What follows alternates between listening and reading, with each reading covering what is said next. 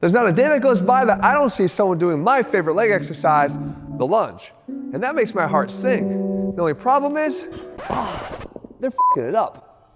And it starts with the direction that we're lunging. And of the two popular directions that we can lunge in, forward or backward, the most popular happens to be the most stressful to your knee joint. Because every time we step forward, we're placing a lot of undue stress on that patellofemoral joint in the knee and also on the patellar tendon that doesn't have to be there if we just simply were to direct our step backwards.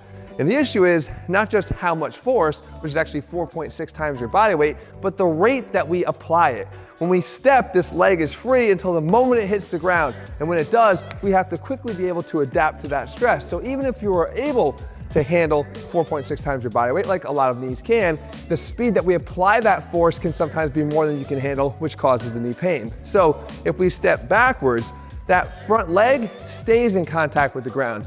It's not stepping up and applying itself down every single time. It's already there, which gives us a lot of relief when it comes to that knee pain. The next thing though is also, what is the effect on the legs that you're trying to grow? When we step, the issue is not just how we land, but how we push out of the lunge. When we push out of the lunge from this position, we oftentimes compensate instantly. We slide the hips back and then we stand up, rather than having to keep the knee bent and come straight up out of there and step backwards. When we do the reverse lunge, that all happens naturally.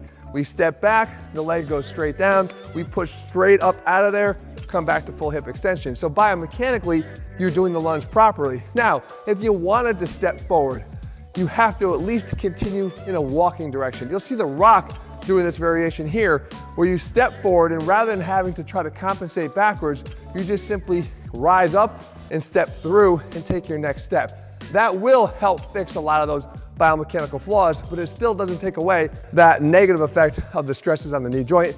You just don't have to deal with it. And with the step direction in place, the most important next thing for you to focus on is where you're specifically putting that back foot. Every time you step, there's a specific place for you to step to. And what we want to do is not turn the lunge into a field sobriety test by stepping too close together. If your feet stay in line with each other, then balance becomes your primary focus rather than building your legs with this fantastic exercise. Instead, what I want you to do is step back and out. Get at least to shoulder width or outside of shoulder width with your step to give yourself a wider base of support and provide the balance and stability that you need to focus on just building up your legs rather than maintaining balance. As far as how far back you should go, that's determined by the length of your leg, which can easily be fixed by just using your toe as a landmark. As I step back, reach with your toe. Once your toe makes contact with the ground, that's as far back as you're gonna go. You drop straight down from there. Now that distance is gonna be different for everyone that does the exercise, but as long as you're using your toe as the guideline, it makes contact, you go straight down, that width is properly spaced, and you've got GPS-like accuracy in terms of the foot placement to make sure you do this right every time.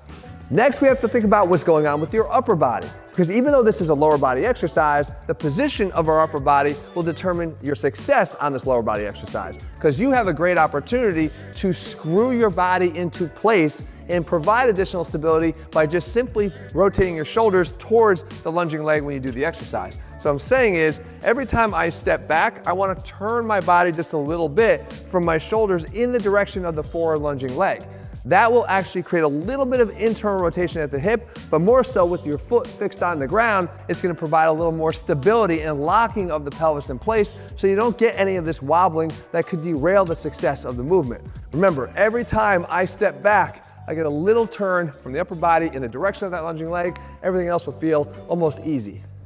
Now, the position of the torso doesn't just matter in terms of how rotated your shoulders are, but also how forward or upright is your entire trunk when you do the exercise, because it determines which muscles you're actually focusing on. So if I do an upright reverse lunge, then most of the focus is going to be directed right here at the quads, at the anterior chain, the front side of your legs. Because when I come out of it, I maintain this upright position, much like I would during a front squat that targets the same muscles. If instead I were to lean forward a little bit by hinging at the waist, what this does is it creates something called a sprinter lunge. Looking like we're in the starting blocks of a sprinter position here, well, this is going to load up that backside glute and hamstring more effectively. So if I do it from this side, you can see that by leaning forward, and you'll feel it yourself just by doing this, you get a lot more loading posteriorly, and this is the focus of the exercise itself. So I can do the exercise either way. Just be aware of the fact that changing your position, be it upright or